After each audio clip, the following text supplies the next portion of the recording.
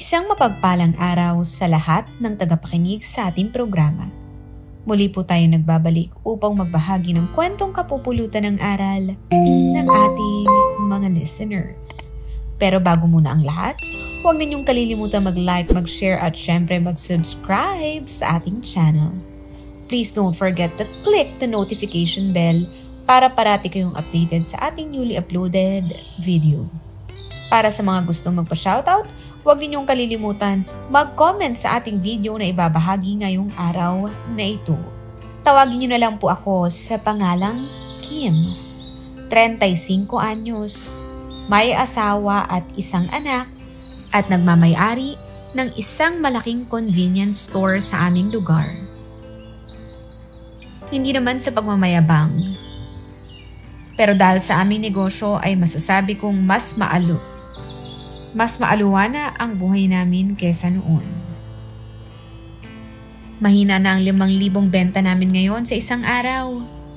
Habang minsan, umaabot hanggang 20,000 kung may okasyon sa aming barangay hall. Dala na rin siguro ng kaliwat ka ng mga responsibilidad na ginagawa ko sa araw-araw. Hindi ko maiwasan ang huwag makaramdam ng pagod paminsan-minsan. Mabuti na nga lang at nagkasundo kami ng mister kong kumuha ng mga tauhan na masasabi ko namang mapagkakatiwalaan naman sa lahat ng oras. Isang babae at isang lalaki. Si Che na nagsisilbing cashier at runner ko kapag may mga kailangan kaming bilhin para sa tindahan. At si Paul naman na nagsisilbing boy namin. Siya ang nagbubuhat ng mga deliveries at ang bahala sa pag-aayos ng mabibigat na panindang inilalagay namin sa estante. Nasa ibang bansa kasi ang mister ko, kung kaya naman mag-isa kong pinapatakbo ang aming negosyo habang inaasikaso rin ang lahat ng pangangailangan ng anak naming nasa elementarya na ngayon. Paul, pwede mo bang tulungan ako saglit dito? Hindi ko natiis na wag tawagin si Paul. Kahit alam kong abala ito sa dumating na delivery ng bigas. Alisto naman siyang lumapit sa akin at saka pinagmasdan ang ginagawa ko. May ipapakuha kayo sa taas, madam? Kunan mo nga ako ng 3 box ng detergent powder. Dadaanan daw kasi yan ng cook mamayang tanghali eh. Kung tutuusin, madalas ko namang inaasikaso ang mga rush order nang walang tulong ng iba. Pero pansin ko kasing parang ang bigat talaga ng pakiramdam ko nitong mga nakaraang araw. Minsan nga gusto kong humilata na lamang pagbangon dahil ayaw makisama ng katawan ko. Pero hindi pwede. Habang kinukuha ni Paul ang pinakuha ko, minabuti ko namang kumpletuhin ang iba pang nakalagay sa listahan. Maya-maya pa nga, napadain na lang ako habang hindi maitatago ang sakit na nararamdaman sa ekspresyon ng mukha ko. Nagmamadali naman akong nilapitan ni Paul na halatang nagulat din. Ano pong nangyari?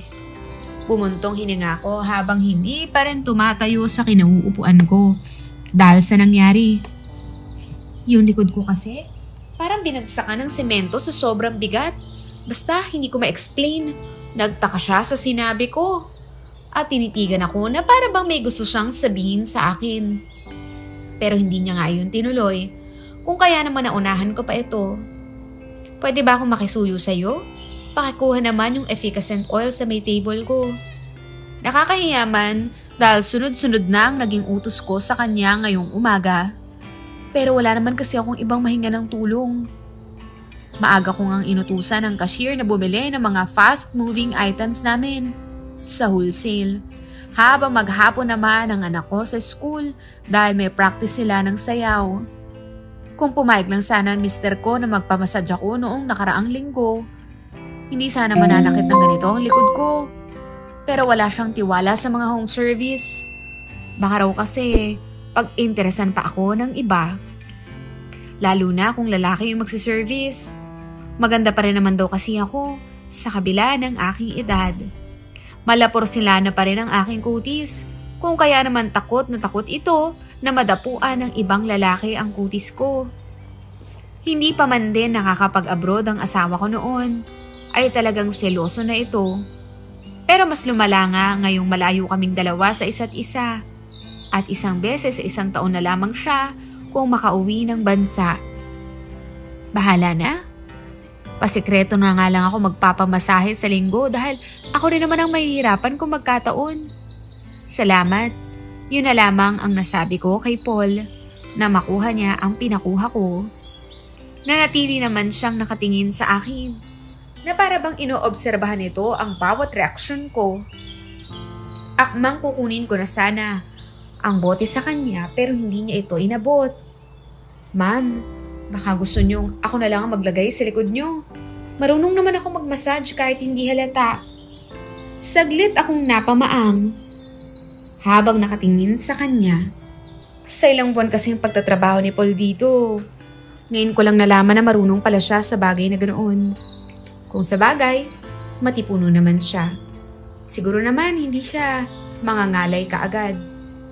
Talaga? Marunong ka? Paninigurado ko pa nga na mabilis naman niyang sinagot. Abay, mas magaling pa nga po ako sa mga feeling expert dyan. Sa araw-araw ba namang nagpapahilot ang lolo ko mula bata ko? Halos mapudpud na nga mga palad ko sa kanya eh. Hindi ko man sigurado kung nagbibiro lamang siya. Pero base sa ekspresyon ng mukha niya, ay alam kong kumpiyansa ito sa sinabi niya. Wala akong imik na unti-unting dumantay ang haplos nito sa aking likuran. Maingat niya nga pinahiran iyon ng oil hanggang sa tuluyang gumaang na ang aking pakiramdam. Madam, medyo diinan ko ha? Okay lang ba? Tumango ako sa kanya. Marahil ay napansin nitong parang kulang ang effort na ginagawa niya. Para guminhawa ang pakiramdam ko. Magaling ka palang magmasahe, Paul eh. Sabi ko sa kanya. Ng mga oras ng iyon, walang ibang tumatakbo sa isipan ko. Kung paano ako magpapasalamat kay Paul. Nang bigla siyang magsalita na medyo ikinagulat ko noong una. Ma'am, kung hindi niyo mamasamain, pwede bang kalasin muna natin ang hook nitong pangloob niyo? Nahihiyang sabi nito. Hindi ko po kasi mamassage na mabuti sa bandang gitna eh. Dagdag pa niya. Ako na mismo ang gumawa ng sinabi nito. Dahil alam kong malinaw na off limits ang bagay na iyon sa kanya. Alam naman siguro niya ang limitasyon namin bilang amo at tauhan. Minabuti naming sabayan ang kwentuhan ng kung ano-ano ang pagpapahilot ko. Hanggang sa pareho na nga kaming natawa. Dahil kung saan-saan na nga napunta ang topic naming dalawa. Hindi ba ilang beses ko nang sinabi sa iyo na atin na lamang itawag mo sa akin? Madam ka pa rin ng madam hanggang ngayon. Natawa ito sa sarili niya. Sorry na ate, nakasanayan na kasi kaya't mahirap nang baguhin. Isang madam pa, hindi kita bibigyan ng tip ngayong araw, sige ka. Biro ko na mabilis naman itong sinagot. Wag naman po. Anya tsaka biglang napatahimik nang hindi sinasadyang mapaplos siya sa aking bandang tagiliran. Nagbigay ng tensyon sa pagitan naming dalawa. Napalingon pa nga ako sa kanya ng bahagya. Wala nga sa sarili ko na lamang na binaliwala na lamang iyon nang biglang umiwas din siya ng tingin at saka humingi ng paumanhin. Pasensya na po, paninigurado niya. Tumango naman ako bilang pagtanggap sa paumanhin niya. Pero ang totoo ay tila may kung anong alab ang bumalot sa pagkatao ko na hindi ko naman maintindihan ang mga sandaling iyon. Habang inoobserbahan si Paul, lihim akong kinabahan nang mapansin ang hininga niya sa aking batok. Pero maya-maya pa nga ay muling bumalik sa normal ang lahat at sinabi kong doon na lamang kami sa stockroom dahil nga may maliit na sofa roon para makapwesto ako ng maayos. Sinara ko na nga rin muna yung tindahan pansamantala. Lumipas ang ilang minuto. Muling nagsalita si Paul pero hindi ko na nga siya sinagot dahil talagang napapikit ako hanggang sa nakaidlip na pala ako sa husay niya. Hanggang sa magising ako bigla sa kakaibang napansin. Buong akala ko'y nagkamali lamang siya. Ngunit napansin ko na naging mapangahas na ang binata. Unti-unti niyang binaba ang short ko. Siguro'y dahil akala niya'y nakatulog pa rin ako ng mga sandaling iyon. Ngunit imbes na sitahin siya, ay hinayaan ko lamang si Paul. Pansin ko man ang pag-aalangan niya sa balak niya, ay tuluyan ko ngang tinuldukan ng lahat ng iyon nang wala sa sarili akong bumalikwas at hinila siya. Dahilan para mapayakap siya sa akin. Tuluyan ngang naglapat ang katawan at labi naming dalawa ng mga sandaling iyon. Sinadya kong ipikit ang mga mata ko habang wala sa sarili, hinayaan lamang ang binata sa mga nais nito. Humingi siya ng tawad sa akin ng pabulong at napansin ko nga ang malalim niyang paghinga. Doon niya nga inaming ako ang unang karanasan niya na lalong nagbigay sa akin ng dahilan para ituloy ang hindi dapat. Sa puntong ang iyon, ako man ay madaling napasuko sa hindi ko malamang dahilan.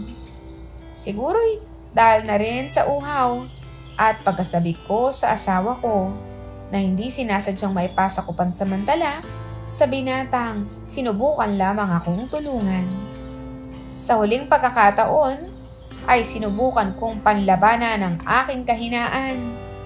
Ngunit sadyang tao lamang ako. Tao lamang na kapag nasa sitwasyon na alanganin, ay mahirap nang makaiwas pa. Sa huli, inahinayaan kong ako ang maging unang karanasan ng binatang boy namin sa tindahan. Ibinigay ko nga kay Paul ang tip na hindi ko inaasahang may bibigay ko sa kanya. At tinanggap naman niya iyon nang walang pag-aalinlangan. Marahil nga dahil sadyang lalaki lamang din siya at may kahinaan din. Nang araw ngang iyon, ilang beses kong hinayaan ang boy namin na gawin ang nais niya sa akin sa loob ng stockroom. Kahit paminsan-minsan ay naririnig ko may mga taong dumadaan at nagtatanong kung bakit sarado daw ang convenience store ngayong tanghali. Lingid sa kaalaman nila ay may kababalaghan na pala akong pinagkakaabalahan ng mga oras na iyon. Halos matarantanga ako sa pagsisisi matapos ang namagitan sa pagitan naming dalawa ni Paul. Hindi na mauulit, ate. Isang beses lang. Pangako. Anya na para bang binabasa nito kung ano ang tumatakbo sa isipan ko ng mga oras na iyon. Ayokong mawalan ng trabaho. At mas lalong ayokong mawala yung tiwalang binigay niyo ni Sir sa akin. Bumuntong hinanga nga ako at saka napangiti na lamang dahil tulad nga niya ay tuluyan na rin akong binalot ng aking konsensya. Sa aming dalawa kasi, ako naman talaga ang may kasalanan dahil hindi ko siya tinanggihan. Imbis na labanan ng kahinaan, ay tuluyan pa nga akong nagpatalo. Halos ilang linggo rin kaming nagkailangan na dalawa.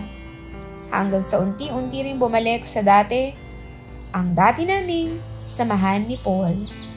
Hinayaan ko na siyang madamang itawag sa akin dahil napagtanto kong tila nababawasan pala ang limitasyon kung ate lamang. Napansin naman ng asawa ko ang pagbabago sa aking kilos. Kung kaya naman inamin ko ritong nagpamassage ako nang hindi napapaalam sa kanya.